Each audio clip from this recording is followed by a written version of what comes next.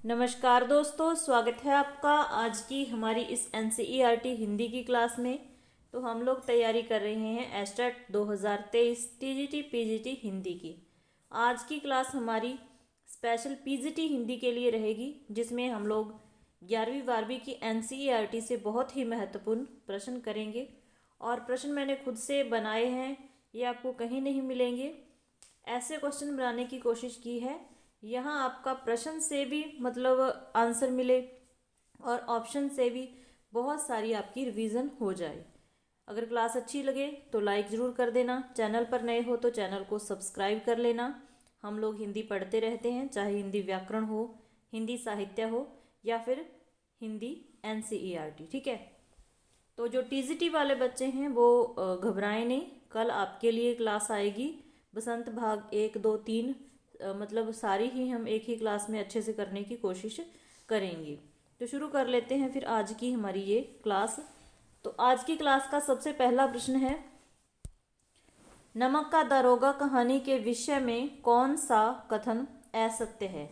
असत्य पूछा है तो सारे ऑप्शन आपने ध्यान से देखने हैं। जिसने इस कहानी को पढ़ा है, इसके बारे में पढ़ा है, वो बड़े आराम से आंसर तक पहुंच जाएगा, ठीक है।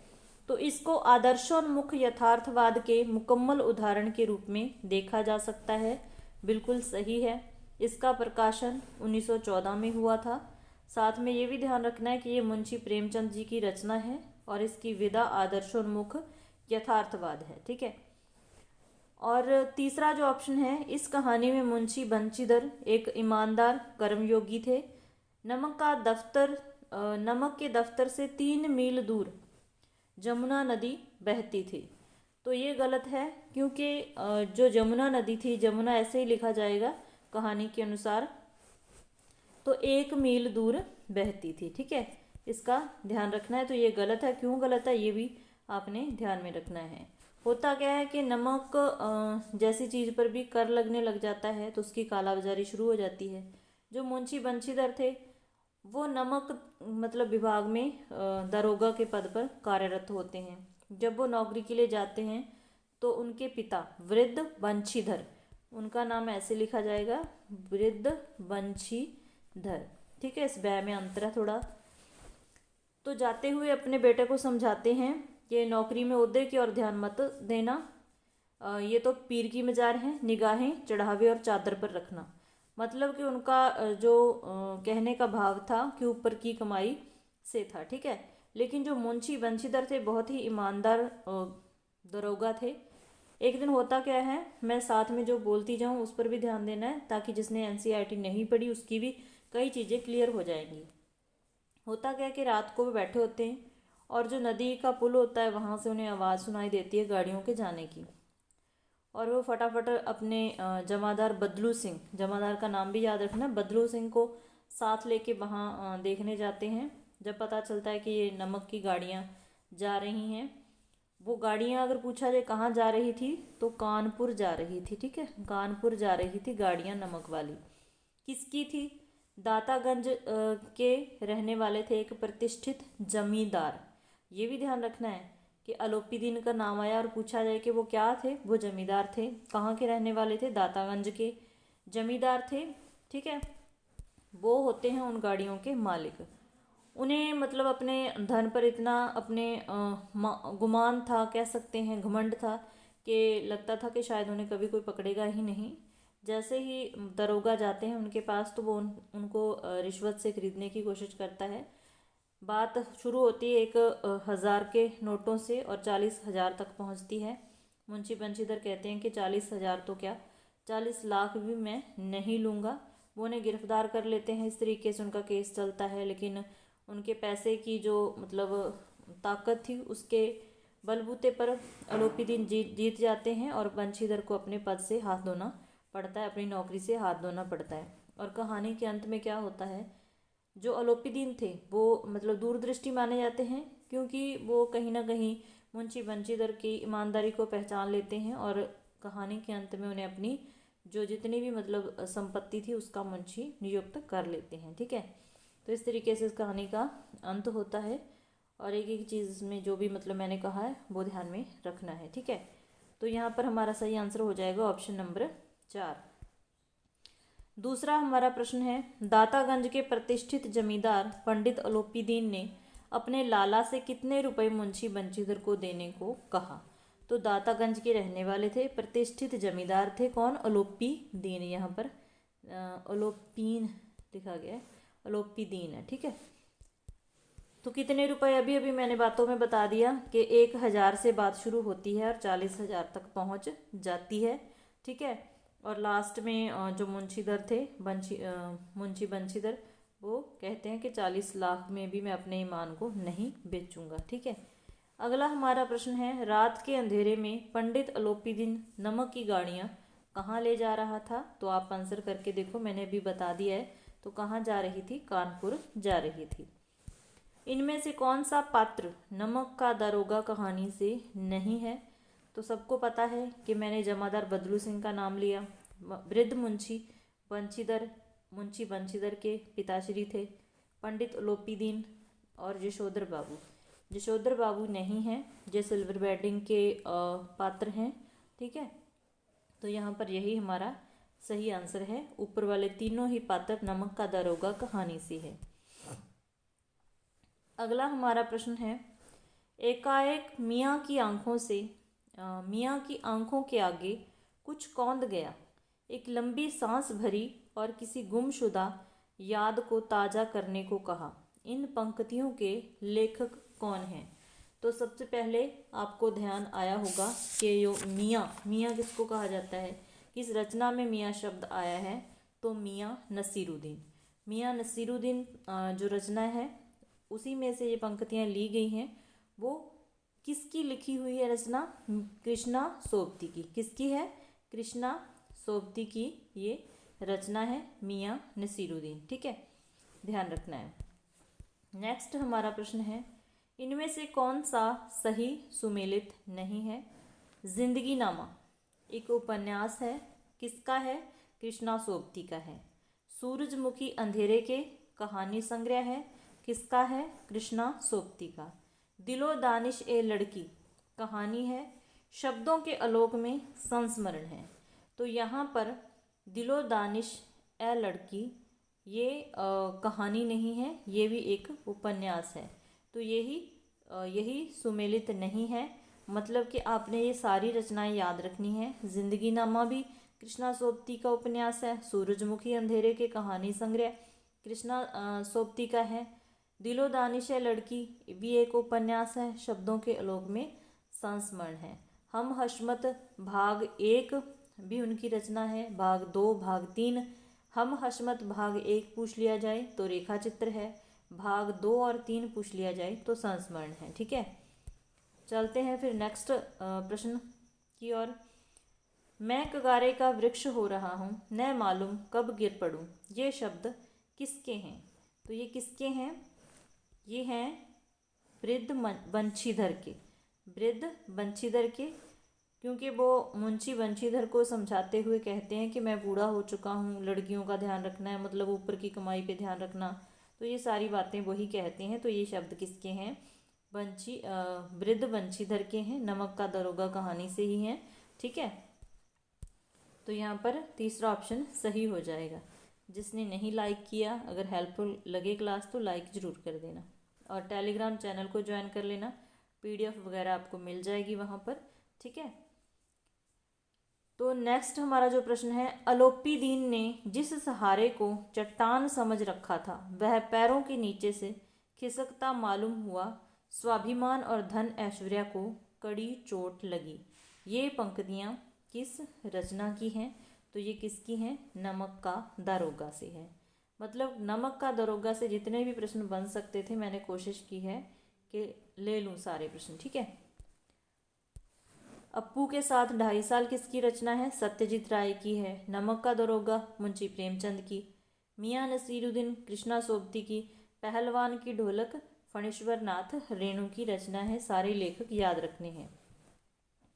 आगे है, क्योंकि एसटेट में मैंने जो प्रीवियस ईयर पेपर देखे हैं, एसटेट 2020, 21, 19, तो उसमें इसी तरीके से एक पैरा दिया जाता है। वो पूछा जाता है किस लेखक कवि का है और किस रचना से है। जब तक आपने रचनाएं नहीं पढ़ी, मतलब आपको होना तो ये चाहिए था कि पूरी ही रचनाएं कंप्लीट पढ़नी चाहिए थी आपको पीजीटी में 9th से लेके 12th तक की एनसीईआरटी, और टीजीटी के लिए बसंत भाग 1, 2, 3। तो बीच में से जो प्रश्न आएंगे उनको तो मतलब ऐसे ही पकड़ा जा सकता है, रचना के बीच से जो आएंगे। ठीक है, तो ये है, बिछड़न समय बड़ा करुणोत्पादक होता है, आपको बिछड़ते देखकर आज हृदय में बड़ा दुख है। माय लॉर्ड, आपके दूसरी बार इस देश में आने से भारतवासी किसी प्रकार प्रसन्न न थे। ये पंक्तियाँ किसकी हैं? तो आपको पता है कि विदाई संभाषण एक रचना है 11वीं में, और वो किसकी है? बाल मुकुंद गुप्त की है। उसमें लॉर्ड कर्जन के बारे में ये पूरा निबंध ही है। ठीक है, और इसमें लॉर्ड कर्जन को ही माय लॉर्ड कहा गया है। वो भारत में 2 बार वायसराय बन के आए थे, एक बार 1899 से लेके 99 जो भी है 1904 तक। ठीक है, और दूसरी बार 1904 से 5। तो 2 बार भारत में वायसराय बन के आए थे। दूसरी बार उनको यहाँ से निकाला गया था, उसी को लेके ये निबंध है। ठीक है किसका है? बाल मुकुंद गुप्त का है। पाठ का नाम है विदाई संभाषण। कृष्णनाथ की रचना है स्पीति में बारिश। तो ये रचना और लेखक साथ में याद करते हुए जाना है। मन्नू भंडारी की है रजनी, ये भी 11वीं में है। फिर कृष्ण चंद्र की रचना है जामुन का पेड़। तो ये सारी रचनाएं किसकी है, लेखक कौन है, सारी चीज़ें याद करते जाना है।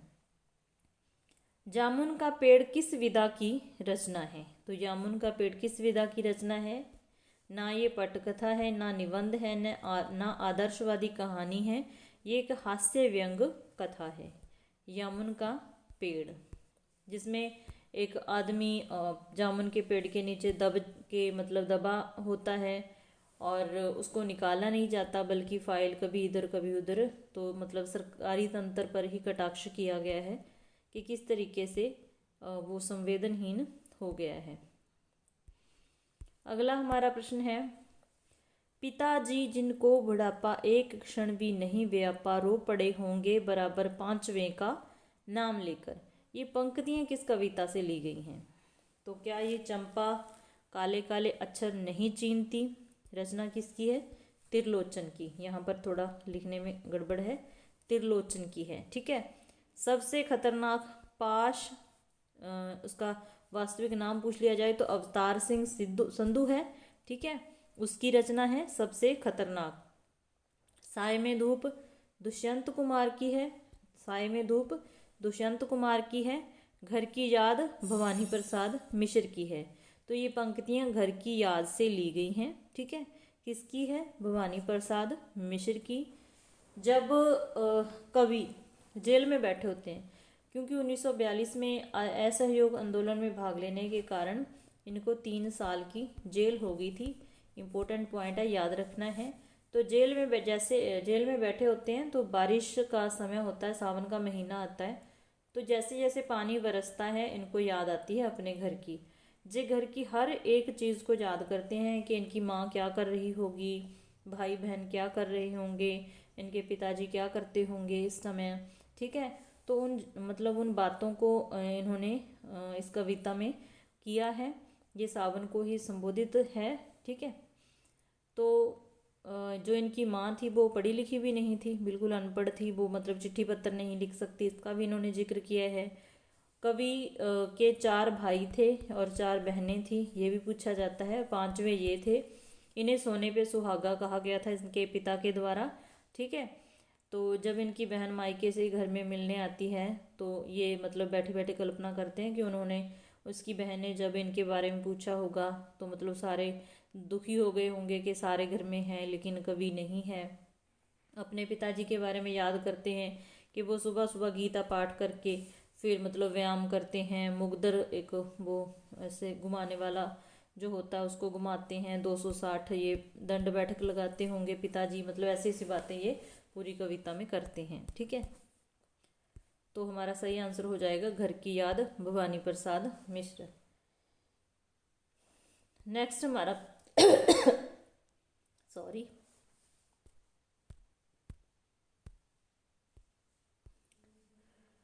हमारा 12वां प्रश्न है, रत्नाकर गर्जन करता है, मल्यानिल बहता है, हरदम यह हौसला हृदय में प्रिया भरा रहता है। तो ये पंक्तियाँ किस कवि की हैं? तो ये किसकी हो जाएंगी? ये हो जाएंगी राम नरेश त्रिपाठी की, और ये पथिक कविता से है। पहला ही ऑप्शन हमारा यहाँ पर सही हो जाएगा, राम नरेश त्रिपाठी की कविता पथिक से हैं। ऐसी पंक्तियाँ आपको देखने को मिले तो तुरंत आंसर कर देना, राम नरेश त्रिपाठी, और कविता का नाम पथिक। कविता का गांधी किस कवि को कहा जाता है? तो कविता का गांधी भी कहा जाता है भवानी प्रसाद मिश्र जी को। किसको कहा जाता है? भवानी प्रसाद मिश्र जी को। इसके अलावा अगर आपने मतलब पूरे लेखक परिचय पढ़ने हो तो कमेंट में ज़रूर बताना, अपनी फीडबैक आज की क्लास में ज़रूर देना, तो मैं उसी तरीके से फिर आपको आगे करवा दूंगी, ठीक है। नेक्स्ट हमारा प्रश्न है, जगत जगत के संवेदनात्मक ज्ञान और ज्ञानात्मक संवेदना में कमाई हुई मार्मिक आलोचना दृष्टि के बिना कवि कर्म अधूरा है, के लेखक कौन हैं? तो इसके लेखक कौन हो जाएंगे? गजानन माधव मुक्तिबोध। आपकी NCERT में कोई भी पंक्ति लिखी हुई है, कुछ भी आगे पीछे लिखा हुआ है, वो आपको क्वेश्चन के रूप में मिल सकता है, तो सारी चीज़ों को ध्यान से देखना है, ठीक है। नेक्स्ट हमारा प्रश्न है, कर यतन मिटे सब सत्य किसी ने जाना, नादान वही है, नादान वही है हाय यहाँ पर दाना। इन पंक्तियों में जो दाना शब्द है उसका अर्थ पूछा गया है, तो कवि ने दाना का अर्थ क्या लिया है? अक्लमंद, समझदार या फिर नासमझ। तो यहाँ पर जो राइट आंसर हो जाएगा ऑप्शन नंबर 4, अक्लमंद भी दाना को कहते हैं और समझदार भी, ठीक है, मतलब जो ज्ञानी है। तो यहाँ पर सही आंसर हो जाएगा ऑप्शन नंबर 4। नेक्स्ट प्रश्न है, उसे पाने की कोशिश में भाषा को उल्टा पलटा तोड़ा मरोड़ा घुमाया फिराया के बात या तो बने या फिर भाषा से बाहर हो जाए। किस कवि की कविता से ये पंक्तियाँ ली गई हैं? तो किस कवि की कविता की ये पंक्तियाँ हैं? ये है कुंवर नारायण की कविता है, बात सीधी थी पर। कविता का नाम क्या है? बात सीधी थी पर। इसके कवि हैं कुंवर नारायण, ठीक है, तो ये ध्यान में रखना है। रघुवीर सहाय की कैमरे में बंद अपाहिज है कविता आपके सिलेबस में। आलोक धनवा की पतंग है। हरिवंश राय की एक तो आत्म परिचय है, एक गीत है। सुनी 10 कंधर वचन तब कुंभकर्ण बिलखान, जगदम्बा हरि आनी अब 60 चाहत कल्याण में कौन सा छंद है? ये भी NCERT में स्पेशल पंक्तियां लिख के छंद लिखा हुआ है, तो ऐसी पंक्तियां छंद पूछा जा सकता है। तो इनमें कौन सा छंद हो गया? दोहा छंद हो गया। कौन सा छंद? दोहा छंद। नेक्स्ट हमारा प्रश्न है, सेवक धर्म में हनुमान जी सी स्पर्धा करने वाली भक्तिन किसी अंजना की पुत्री न होकर एक अनाम धन्या गोपालिका की कन्या है, नाम है लक्ष्मीन अर्थात लक्ष्मीन। का लेखक कौन है? तो जिसने भक्तिन पाठ पढ़ लिया उसे आराम से पहचान आ जाएगी कि ये भक्तिन पाठ से ली गई पंक्तियां हैं। और भक्तिन पाठ है किसका? मन्नू भंडारी का। मन्नू भंडारी का नहीं, महादेवी वर्मा का। और उन्होंने ये जो रचना लिखी है ये अपनी सेविका के बारे में लिखी है जिसका नाम भक्तिन था, और मतलब जिसका नाम भक्तिन दिया था महादेवी वर्मा ने, और उसका जो नाम था लक्ष्मीन था, अर्थात लक्ष्मी भी कह सकते हैं। उसकी माँ का नाम पूछा जाए तो अनाम धन्या गोपालिका था, जिसकी तीन बेटियां थी। एक की शादी हो चुकी थी, 2 छोटी थी। छोटी सी उम्र में ही उसका पति भी उसको छोड़कर चला जाता है, फिर उसकी बेटी विधवा हो जाती है। लेकिन बहुत ही अच्छी मतलब सेविका थी, बहुत चीज़ें उसने महादेवी वर्मा को सिखाई। खुद बदलना नहीं चाहती थी लेकिन अपने तरीके से दूसरे को बदल देती थी, ठीक है। तो इस तरीके से कई सारे प्रश्न यहाँ से बन सकते हैं। तो ये जो पैराग्राफ पूछे जाएं इस तरीके से पाठ से, तो उनकी पहचान जरूर रखना। तो ये भक्तिन पाठ से है, ठीक है, महादेवी वर्मा की रचना है भक्तिन। लक्ष्मीन जा लक्ष्मी की कितनी बेटियां थी? तो अभी बातों बातों में मैंने बता दिया कि 3 बेटियां थी, एक की शादी हो चुकी थी और 2 छोटी थी। लक्ष्मण के पति लगभग 36 वर्ष की आयु में कच्ची गृहस्थी तथा 2 कन्याओं का भार उस पर छोड़कर संसार से विदा ले गए। उस समय लक्ष्मण की आयु पूछी गई है, तो ये भी ध्यान रखना है कि उसके पति किस आयु में, मतलब उसके पति का निधन हुआ, तो 36 वर्ष की लगभग आयु थी उसकी जब उसका निधन हुआ। तो तब उसकी जो उम्र थी भक्तिन की, लक्ष्मण की, कितनी थी? 29 वर्ष थी।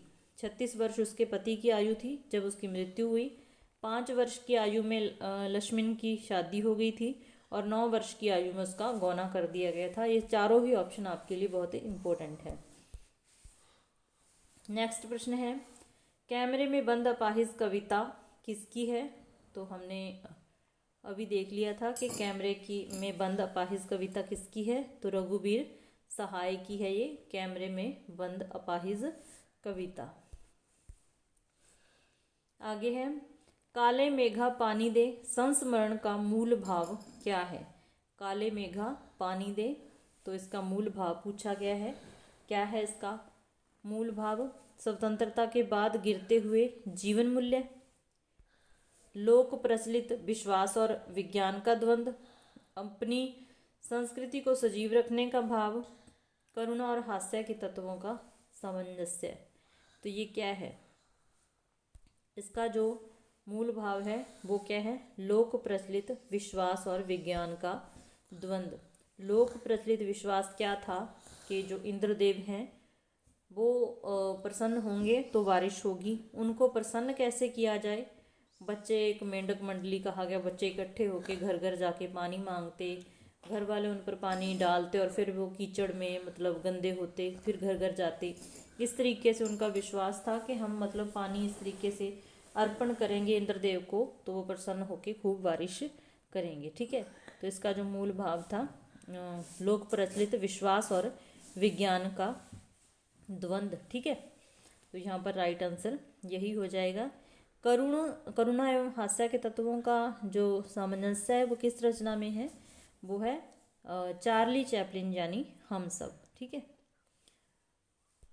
अगला हमारा प्रश्न है, चार्ली चैपलिन यानी हम सब के लेखक कौन हैं? तो पहला ऑप्शन है रजिया सज्जाद यहीर। तो ये किस पाठ की लेखिका है? नमक कहानी की लेखिका है। ठीक है, उसके बाद है विष्णु खरे। तो यही है चार्ली चैपलिन यानी हम सब के लेखक। ठीक है, जनेंद्र कुमार का निबंध है बाजार दर्शन। धर्मवीर भारती की रचना है पहलवान की ढोलक कहानी। ठीक है, निम्न में से कौन सा सही सुमेलित नहीं है? भक्तिन संस्मरणात्मक रेखा चित्र है, काले मेघा पानी दे संस्मरण है, पहलवान की ढोलक निबंध नहीं है, अभी बात की हमने, ये एक कहानी है, जामुन का पेड़ एक हास्य व्यंग रचना है, व्यंग कथा है। ठीक है, अगला हमारा प्रश्न है, मेरा वतन ढाका है। राष्ट्र राज्यों की नई सीमा रेखाएं खींची जा चुकी हैं और मजहबी आधार पर लोग इन रेखाओं के इधर उधर अपनी जगह मुकर्रर कर चुके हैं। इसके बावजूद जमीन पर खींची गई रेखाएं उनके अंतर्मन तक नहीं पहुंच पाई हैं। यह कथन किसका है? तो ये कथन किसका है? सफिया, जो कि मतलब नमक कहानी की मुख्य पात्र ही कह सकते हैं। सफिया का भाई, यहाँ वो मिलने के लिए लाहौर जाती हैं यहाँ से। कस्टम अधिकारी सुनील दास गुप्ता या फिर लाहौर के कस्टम अधिकारी। ठीक है, लाहौर के कस्टम अधिकारी। तो यहाँ पर जो सही ऑप्शन है कस्टम अधिकारी सुनील दास गुप्ता का कथन है ये। ठीक है, ये उन्हीं के द्वारा कहा गया कथन है कि मतलब अगर जब भारत पाकिस्तान का मतलब बंटवारा हुआ, सरहदें बन गई, ज़मीन बांट ली गई, लेकिन लोगों के दिलों में आज भी वही प्यार है जिसका जन्म यहाँ हुआ। अगर किसी का लाहौर जन्म हुआ और वो बंटवारे के बाद भारत आ गया तो उसका जो मन है वो लाहौर से जुड़ा ही हुआ है, वो अपनी जन्मस्थली लाहौर को मानता है। जिसका जन्म भारत में हुआ था वो लाहौर चला गया तो भारत को ही अपनी जन्मस्थली मानता है। यहाँ पर लाहौर का कस्टम अधिकारी नहीं आएगा, चौथा ऑप्शन आएगा यहाँ पर अमृतसर का कस्टम अधिकारी। जिन्होंने अपना वतन ढाका बताया था, और जो लाहौर में कस्टम अधिकारी थे उन्होंने अपना वतन दिल्ली बताया था। ठीक है, वो कहते थे कि हमारा वतन तो दिल्ली ही है, और जो अमृतसर वाले थे वो कहते थे कि ढाका हमारा वतन है। ठीक है, तो ये लाहौर की जगह पर अमृतसर कर लेना। ठीक है, खेती न किसान को, भिखारी को न भी बली, भीख बली, यहाँ पर भीख आएगा, भीख बली। बनिक को बनिज न, चाकर को चाकरी, पंक्तियाँ किस कवि की हैं? तो ये मतलब समाज में फैली भुखमरी का वर्णन किया है। किसने किया है? तुलसीदास ने किया है कवितावली के उत्तरकांड में। ठीक है, कि किस प्रकार से ना तो किसान के पास खेती करने के लिए उपलब्ध अच्छे साधन हैं, ना भिखारी को भीख मिल रही है, किसी व्यापारी के पास कोई व्यापार नहीं है, मतलब चारों तरफ क्या है, भुखमरी और बेकारी फैली हुई है। तो ये चीज़ें किस की कविता में आती हैं? तुलसीदास जी की कवितावली से, उत्तरकांड से ली गई हैं। ऑप्शन नंबर 3 हमारा यहाँ सही आंसर हो जाएगा। आगे है, निम्न कथनों में से कौन सा असंगत है? कौन सा असंगत है? रुबाई उर्दू और फारसी का छंद या लेखन शैली है, तो बिल्कुल सही है। इसमें 4 पंक्तियाँ होती हैं, ये भी सही है। इसकी दूसरी और चौथी पंक्ति पर काफिया यानी तुकांत मिलाया जाता है।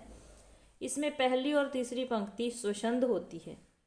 तो इसमें तीनों ही कथन सही है, ध्यान में रखने हैं। ये चौथा कथन गलत है। क्यों गलत है? क्योंकि जो स्वछंद होती है वो केवल तीसरी पंक्ति होती है। स्वछंद कौन सी पंक्ति होती है? तीसरी पंक्ति। पहली पंक्ति पर भी तुकांत मिलता है। तो ये किसकी मतलब विशेषताएं हैं? रुबाई छंद की। तो ये भी ध्यान में रख लेना है। ठीक है, अगला हमारा प्रश्न है, बच्चों में स्वाधीनता के भाव पैदा करने के लिए यह जरूरत है कि जितनी जल्दी हो सके उन्हें कुछ काम करने का अवसर दिया जाए। यह कथन किसका है? तो यह कथन किसका हो जाएगा? मुंशी प्रेमचंद का। मुंशी प्रेमचंद का ये कथन है। हंस पत्रिका में 1930 में ये मतलब इन्होंने लिखा था। अगला हमारा प्रश्न है, निम्न में से कौन सा कथन उचित नहीं है? कौन सा कथन उचित नहीं है वो आपने बताना है। लुट्टन के माता पिता की मृत्यु 9 वर्ष की आयु में हो गई थी। ये पहलवान की ढोलक कहानी से है। उसका जो मुख्य पात्र होता है लुट्टन होता है पहलवान। उसके माता पिता की मृत्यु हो गई थी, 9 वर्ष की आयु में अनाथ हो गया था। शेर के बच्चे का असली नाम चांद सिंह था। जो मतलब कि श्यामनगर मेले में दंगल हुआ, वहाँ लुट्टन और चांद सिंह में मुकाबला हुआ। तो जो चांद सिंह था उसको शेर का बच्चा कहा जाता था क्योंकि वो सभी को हरा देता था। लुट्टन सिंह ने चांद सिंह को विजयनगर के मेले में हराया। बादल सिंह चांद सिंह का गुरु था। ये सही है। ऑप्शन नंबर 3 सही नहीं है, जो मैंने बोल के बता दिया कि श्यामनगर मेले में हराया था। तो ये गलत है, ध्यान रखना है इसका। ठीक है, अगला है, पिछला बाकी कविता संग्रह किसका है? पिछला बाकी कविता संग्रह पूछा गया है, किसका है? फणीश्वर नाथ रेणु लिखना था। यहाँ पर गलती हो गई है क्योंकि बहुत मुश्किल से इतने प्रश्न बना पाई हूँ, थक ही गई हूँ। मतलब एकदम थोड़ा ऐसे लगता है कि बस बहुत हो गया, मतलब निगाह लगाए बैठी रही लिखती रही। तो ये क्या है? फणीश्वर नाथ रेणु, पिछला बाकी।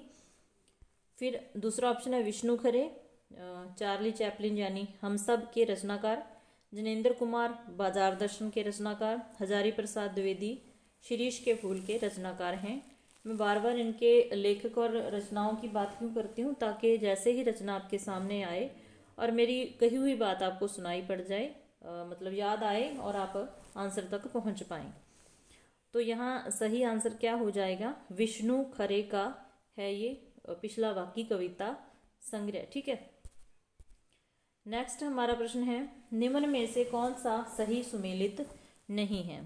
आलो अंधारी बेबी हालदार की रचना है। राजस्थान की रजत बूंदे, रजत नहीं रजत है, अनुपम मिश्र की रचना है। जूझ ओमथानवी की रचना नहीं है। सिल्वर बेडिंग मनोहर श्याम जोशी की ही रचना है। तो जूझ के लेखक कौन है? आनंद यादव। अतीत में दबे पाम के लेखक हैं ओम थानवी। अतीत में दबे पाम किसकी है? ओम थानवी की है। जूझ के लेखक हैं आनंद यादव, ध्यान रखना है, ठीक है। नेक्स्ट हमारा प्रश्न है, भारतीय संस्कृति के स्वर किसका निबंध संग्रह है? तो ये किसका है? महादेवी वर्मा का है, इंपॉर्टेंट है, ध्यान में रखना है। आगे आ गया हमारा 33वां प्रश्न, यह हिंदुस्तान पाकिस्तान की एकता का मेवा है। ये कथन रजिया सज्जाद जहीर की कहानी नमक से है। यहाँ एकता का मेवा किसे कहा गया है? तो ये आपने बताना है। जो सफ़िया पात्र थी नमक कहानी की, वो मतलब कि हमारे इधर भारत में रह रही थी, शादी उनकी यहाँ थी हुई थी, लेकिन उनका जो वतन था लाहौर को मानती थी, वहाँ उनके भाई रहते थे, उनसे वो मिलने जाती हैं। यहाँ कई बार एक कीर्तन में उन्हें एक वृद्ध महिला मिली थी, सिख बीबी, जिसको कहा जाता था सिख बीबी नाम से उसका जिक्र आया है। उन्होंने बातों बातों में वहाँ मतलब वो उधर की थी, लाहौर की, तो उन्होंने क्या मांगा था? नमक मांगा था, लाहौरी नमक। जो सफ़िया थी उसने अपना मकसद ही बना लिया था लाहौर से नमक लाना सिख बीबी के लिए। तो वो मतलब वहाँ अपने भाइयों से मिलके जब इधर आने लगती हैं तो एक मतलब क्या है, उसको ये होता है कि मैं ये नमक लेके ही जाना है, लेकिन उनके भाई उन्हें रोकते हैं। सारी पैकिंग वगैरह कर लेती हैं, नमक को रख लेती है साथ में। उनके भाई कहते हैं कि ये गैर कानूनी है, सरहद पार लेके जाना नमक, लेकिन वो उधेड़बुन में है कि मैंने नमक लेके भी जाना है और मैं छुपा के भी नहीं लेके जाऊंगी। तो इस तरीके से पहले तो वो फैसला करती हैं कि जो किन्नू मतलब फलों की टोकरी है उसमें छिपा के नमक ले जाऊं। फिर बाद में खुद से ही मतलब उनको लगता है कि नमक जैसी चीज़ को छुपा के लेके जाऊं तो उन्हें अच्छा नहीं लगता, वो अपने हैंडबैग में ही रख लेती है। उसे होता है कि जब कस्टम अधिकारी देखेंगे या तो वो मतलब पकड़ लेंगे, इसको ना ले जाने देंगे, कुछ ऐसी उधेड़बुन में चली जाती हैं। लेकिन जैसे ही कस्टम अधिकारी चेक करते हैं तो उनकी स्थिति भी सफ़िया वाली ही थी, जन्म कहीं हुआ था और रह कहाँ रहे थे। जो लाहौर में कस्टम अधिकारी थे उनका जन्म भारत का था, लाहौर में मतलब रहते थे। जो अमृतसर वाले कस्टम अधिकारी थे वो ढाका उनकी जन्मस्थली थी, तो उनकी स्थिति सेम थी। तो उन्होंने मतलब कोई आपत्ति नहीं जताई और सफ़िया को नमक ले जाने दिया। तो यहाँ पर सफ़िया ने ही ये शब्द कहे थे कि जो किन्नू है, किन्नू फल के बारे में उन्होंने कहा कि वो तो हिंदुस्तान पाकिस्तान की एकता का मेवा है। तो यहाँ पर ऑप्शन नंबर 3 सही आंसर हो जाएगा।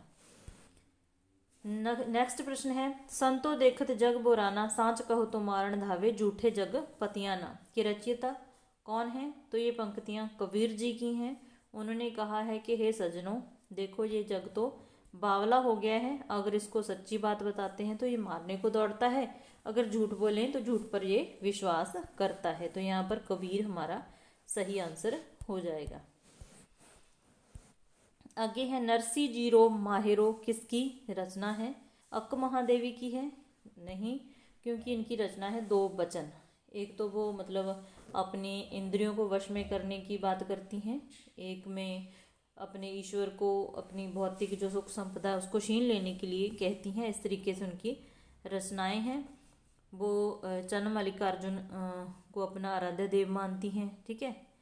तो इस तरीके से उनकी रचना है, उनके बारे में भी नेक्स्ट क्लास में हम लोग प्रश्न लेंगे अच्छे से। दुष्यंत कुमार की गज़ल है, मीरा की ये रचना है, ठीक है।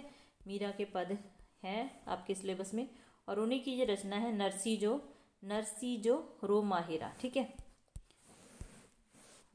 नेक्स्ट हमारा प्रश्न है, उस बल को नाम जो दो, पर वह निश्चय उस तल की वस्तु नहीं, यहाँ पर संसारी वैभव फलता फूलता है। वह कुछ ऊपर जाति का तत्व है, लोग स्पिरिचुअल कहते हैं, आत्मिक धार्मिक नैतिक कहते हैं। यह कथन किस रचना से है? तो यह कथन किस रचना से है? आत्मा का ताप किसकी है? सैयद हैदर रजा की। भारत माता किसकी है? जवाहरलाल नेहरू की रचना है। गलता लोहा शेखर योशी की। बाजार दर्शन जिनेंद्र कुमार की। और इसी में से ये पंक्तियाँ ली गई हैं, ध्यान रखना है कि ये किसकी हैं और किस निबंध से ली गई हैं। अगला हमारा प्रश्न है, पथेर पंचाली फिल्म का काम कितने वर्षों तक चलता रहा? तो जो पथेर पंचाली फिल्म थी उसका जो काम था वो 2.5 वर्ष तक चलता रहा था। रचना का नाम ही था अप्पू के साथ 2.5 साल। जो मतलब जिस लड़के ने अप्पू की भूमिका निभाई थी उसका नाम था सुबीर बनर्जी, ठीक है। और उनके कुत्ते का नाम भूलो था, और एक मिठाई वाला था वो भी मतलब 2 आदमियों को लिया था, श्रीनिवास था, ठीक है। तो इस तरीके से काफ़ी सारी चीज़ें इसमें याद रखनी है। अगला हमारा प्रश्न है, अखबार बनाने वाले और पढ़ने वाले को मियाँ नसीरुद्दीन क्या समझते थे? तो क्या समझते थे? निठल्ला। उनके लिए जो अखबार बनाने वाले और पढ़ने वाले थे वो क्या थे? निठल्ले थे, ठीक है। किसके अनुसार? मियाँ नसीरुद्दीन के अनुसार। कृष्णा सोबती की रचना है। फिर शीरमाल क्या है? शीरमाल क्या है? शीरमाल क्या है? एक रोटी का प्रकार है, एक रोटी है शीरमाल। इसके साथ ही नाम याद रखने हैं, बाकर खानी, ये भी रोटी का नाम है। उसके बाद है ताफतान, बेसनी, खमीरी, रुमाली, गाजेवानी थी एक रोटी का नाम स्पेशल याद रखना, तुनकी थी। और ये पापड़ से भी महीन मानी जाती थी। पापड़ से भी महीन कौन सी रोटी मानी जाती थी? तुनकी। और जो मियाँ नसीरुद्दीन थे वो 56 प्रकार की रोटियां बनाना जानते थे, ठीक है। मियाँ नसीरुद्दीन कारीगरों को मैदे के प्रति मन कितने रुपए देते थे? तो कितने रुपए देते थे? मैदे की रोटी वो मानते थे कि बनाने में थोड़ी मुश्किल होती है, इसलिए वो मैदे के 4 रुपए देते थे, और मैदे के 4 रुपए देते थे और आटे के 2 रुपए देते थे, याद रखना है, ठीक है। उसके बाद अगला हमारा प्रश्न है, पेशानी शब्द का क्या अर्थ है? तो पेशानी शब्द का एनसीईआरटी में से आपसे अर्थ भी पूछे जा सकते हैं। तो पेशानी का क्या अर्थ होता है? माथा या मस्तक होता है पेशानी का अर्थ। आगे है, अप्पू के साथ 2.5 साल संस्मरण किस फिल्म के अनुभवों से संबंधित है? तो किस फिल्म के अनुभवों से ये संबंधित है? पथेर पंचाली, याद रखना है नाम, पथेर पंचाली, ठीक है। नेक्स्ट है, पालसिट गांव कोलकाता से कितने मील दूर था? यहाँ वो शूटिंग करने के लिए लेके गए थे। इस बात को भी ध्यान रखना है कि अप्पू का मतलब अप्पू के लिए जो अप्पू की भूमिका करने वाला था लड़का, वो मिल नहीं रहा था। तो एक टिया नाम की लड़की आई थी अपने बाल कटवा के अप्पू की भूमिका निभाने के लिए, ठीक है।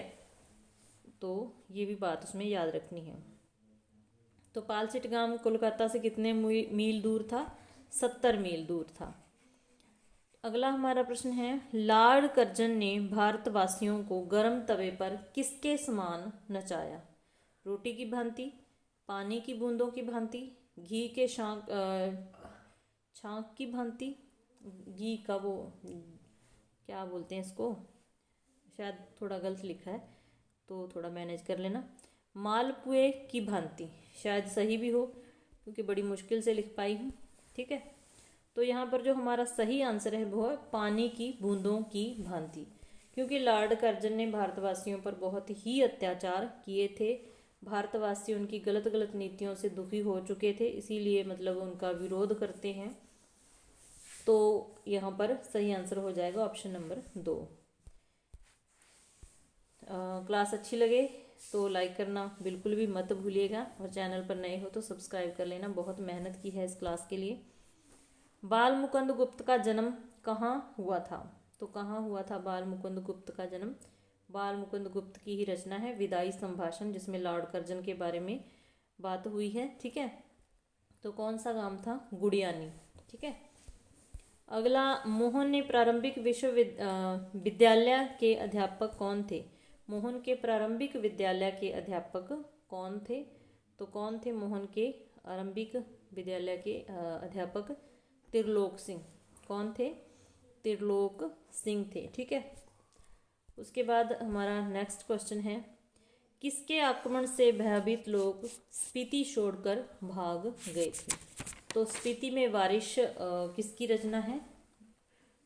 कृष्णनाथ की है ना, कृष्णनाथ की रचना है। तो किसके डर से स्पीति छोड़कर भाग रहे थे?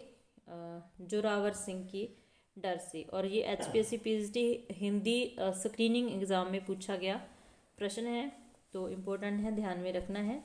और स्पीति अंग्रेजों को किससे मिला था? तो राजा गुलाब सिंह से मिला था, कश्मीर के राजा थे वो। कब मिला था? 1846 में मिला था। ठीक है, ये डेट याद रखना है। इसके अलावा याद रखना है कि लाहौल स्पीति को 1960 में तो पंजाब में मिला लिया गया था। ठीक है, पंजाब में मिलाया गया था 1960 में। पाठ के अनुसार 1966 में हिमाचल प्रदेश में मिलाया गया था, और वहाँ पर 2 ही ऋतुएं थी, फल कोई नहीं उगता था। ठीक है, लाहौल स्पीति का जो प्रशासन है वो पता है 1846 में, सॉरी 1846 में कहाँ, एक मिनट, 1946 और 1846 में, हाँ जी, स्पीति को जो लाहौल स्पीति को 1966 में ही हिमाचल प्रदेश में मिलाया गया था, 60 में पंजाब में मिलाया गया था, और 1846 में अंग्रेजों को इसका प्रशासन मिला था गुलाब सिंह से, जो कि कश्मीर के राजा थे। 1847 में इसको कांगड़ा में मिला लिया गया था। ये सारी डेट याद रखनी है। ठीक है, इसके अलावा 1873 में स्पीति रेगुलेशन पास हुआ था, 1873 में, ये भी इम्पोर्टेंट है, ये भी पूछा जा चुका प्रश्न है। 1873 में स्पीति रेगुलेशन पास हुआ था। ठीक है, तो ये हो गए इससे जुड़े इतने प्रश्न। अगला हमारा प्रश्न है जनगणना 2002 के अनुसार लाहौल स्पीति की जनसंख्या कितनी थी? तो ये भी स्क्रीनिंग एग्जाम में पूछा गया प्रश्न है। कितनी थी? जनगणना 2002 के अनुसार तो 34,000 थी। कितनी थी? 34,000। वर्तमान करके पूछा जाए, क्योंकि जिस समय की ये रचना मतलब लगी हुई है आपकी सिलेबस में, उस हिसाब से 2002 के अनुसार पूछा गया था, वर्तमान में करके, तो 34,000 थी।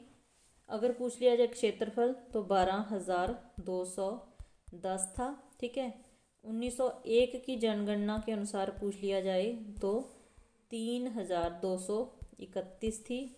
ठीक है, इसके अलावा 1971 वाली जनगणना के अनुसार पूछ लिया गया था स्क्रीनिंग पेपर में HPSC के में, तो 7,196 जनसंख्या थी लाहौल स्पीति की। ठीक है, तो इतने पॉइंट यहाँ पर याद रखने हैं कि कब कितनी जनसंख्या थी। नेक्स्ट हमारा प्रश्न है मन्नू भंडारी की किस रचना का विषय है व्यवसाय बनती शिक्षा की समस्या? तो आपको ध्यान होना चाहिए कि मन्नू भंडारी की रचना कौन सी है? रजनी है, और रजनी एक पटकथा है, ये भी ध्यान रखना है। और उसी में ही क्या है, ये समस्या, इस समस्या पर चर्चा की गई है, व्यवसाय बनती शिक्षा की समस्या पर। किसी बच्चे को बार बार उकसाया जाता है ट्यूशन के लिए, मैथ्स के ट्यूशन के लिए, लेकिन जब वो ट्यूशन नहीं लेता तो उसका रिजल्ट ख़राब कर दिया जाता है। तो उसी के लिए रजनी जो पात्र थी वो मतलब संघर्ष करती है और लास्ट में जीत जाती है। स्कूल के इस व्यवसाय बनती शिक्षा का पर्दाफाश वो कर देती है। एक प्लेट सैलाब, मैं हार गई, यही सच, ये सारी ही रचनाएं किसकी हैं? मन्नू भंडारी की हैं। नेक्स्ट प्रश्न है जामुन का पेड़ रचना में किस पर व्यंग किया गया है? क्या मेडिकल विभाग पर, कल्चर विभाग पर, या सेक्रेटेरिएट पर, या फिर सरकारी तंत्र की संवेदनहीनता पर? तो यहाँ पर सही आंसर यही हो जाएगा, सरकारी तंत्र की संवेदनहीनता पर व्यंग है जामुन का पेड़ रचना में। तो आज की क्लास के ये थे 50 प्रश्न, लेकिन हमने 150 के करीब क्वेश्चन डिस्कस कर लिए हैं। मतलब आपकी बहुत सारी रिवीजन हो गई होगी 11वीं 12वीं की NCERT से। ठीक है, एक क्लास और हमने कर ली तो तकरीबन आपकी रिवीजन हो जाएगी। और कल की जो क्लास रहेगी वो शायद हो सके तो TGT के लिए बन जाए, और 1-2 क्लास PGT के लिए और बना देंगे, इससे आपकी बहुत ही हेल्प हो जाएगी मेरे अनुसार। क्लास अच्छी लगे तो लाइक ज़रूर कर देना, चैनल पर नए हो तो सब्सक्राइब ज़रूर कर लेना। मिलते हैं ऐसी फिर नेक्स्ट क्लास में। क्लास देखने के लिए धन्यवाद।